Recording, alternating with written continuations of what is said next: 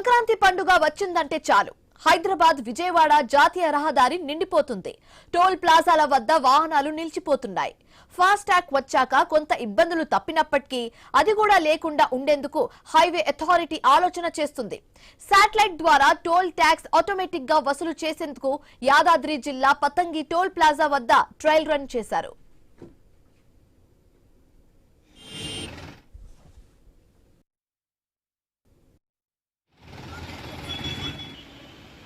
పతంగి toll plaza వద్ద ఉన్న 16 toll booths లో అరగంట పాటు ట్రయల్ రన్ నిర్వహించారు. వాహనాల నంబర్ను కెమెరా గుర్తించిందా, సెన్సర్ ద్వారా టోల్ వసూలైందా లేదా అని పరిశీలించారు. అప్పుడప్పుడు ఒక్కొక్క వాహనం నుంచి టోల్ వసూలు కాలేదని గుర్తించారు. రద్దీ ఎక్కువగా ఉంటే విజయవాడ మార్గంలో మరో 2 టోల్ బూత్లను కూడా తెరవనున్నారు.